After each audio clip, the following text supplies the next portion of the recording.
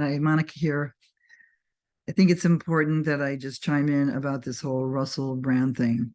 There's a lot of people in the groups talking about this, and especially because in the headlines, some of them are talking about he is a member of Alcoholics Anonymous. And uh, so there's these sexual assault accusations, and there's a lot of alleged crime that he committed. And as far as for myself, I'm going to be waiting until he gets indicted and then he gets arrested. I mean, I don't know what happens in England, but I know that I did not watch the documentary yet, and I didn't read the whole paper, but I just did see what he was charged with. But a lot of people are asking, like, so will this bring a lot of other people that were or are in 12-step AA or NA or any of them come forward that have been assaulted? And it's my understanding from YouTube, from watching other people, that I cannot use the R word. So I'm going to keep it to just assault. Now, it was really in the digging myself, I found videos of him when he was on press junkets, and they look old, like they look like they were over 10 years old, that are like really outrageous. Like they're like, wow, I don't know why somebody didn't sit this guy down and like his agent or manager and say, you need some sexual harassment training, and you cannot do this like this is actually the workplace. And the funny thing, though, with some performers, a lot of comedians can really be outrageous. And we saw that with the Me Too movement, where there was like Louis C.K. And I mean, there was some that's really, really gross. So you had, level of over here with Harvey Weinstein, who was a serial, rapist. And then you had on this side, comedians that were making jokes, like the actor that used to be on SNL who became a senator, and they stepped down. It's like really, really different stories. But like I think Louis C.K. is one that was pretty gross.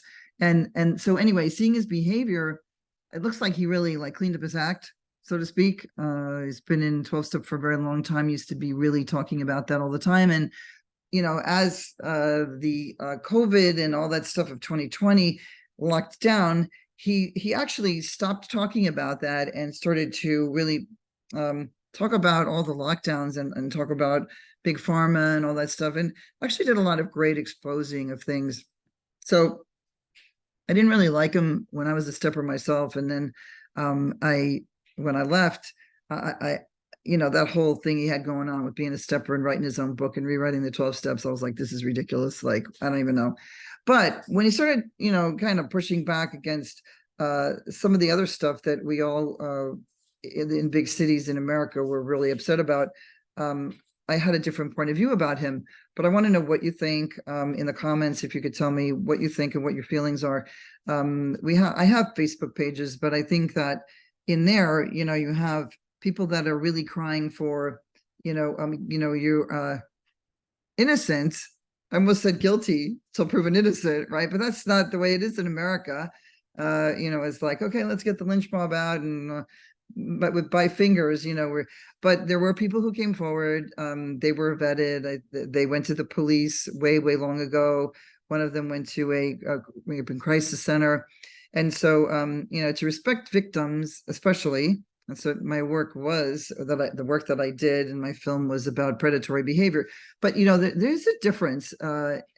Predatory behavior where somebody's taking advantage of somebody, that's not in the workplace, although I have to say that this might really trigger people who were in rehab and sober living. So if you were in rehab and sober living and you were sexually harassed or anything more than that, now's the time. Now's the time. And the reason people don't come forward, why people say, why did these girls not come forward? Well, if they met him in AA, people are embarrassed. I'm sorry.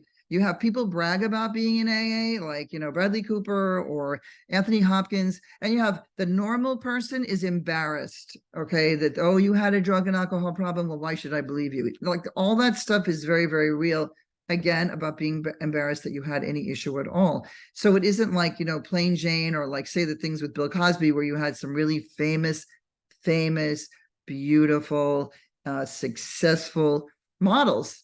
And so they weren't like, well, who are you? And you met him in a meeting? No, she actually like met him, in actually in the workplace, like, or maybe at a party or something. And each of them are different, because if it's in the workplace and it is civil, it means it's not physical. It's more like what somebody says, or lewd jokes, or somebody grabs you, those kind of things. But I do think it is like a tipping point. And I like I said, a person is innocent in the United States until proven guilty, and that means that they would have to, they meaning the victims, you go to the police again, and I guess that would be in the UK, or you could go here in LA. It looks like some of the stories happen in LA. Gee, why I'm not surprised about that. But you would go, and then he gets indicted, and then he has to come in, and then the DA decides, if we have enough evidence for this case to bring charges against him, the charges get brought against him, and then they set a trial. Yeah, I learned that all by making my film and doing all my little investigating, because I'm not a lawyer at all.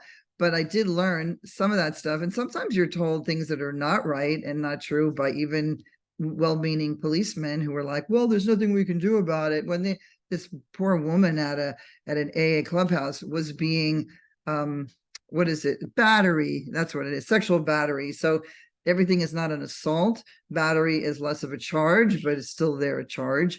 And what else? There was something else I want to say. So please put your comments down below, any questions or thoughts that you have on this. But I do think it's going to stir the pot being, people who have been harmed.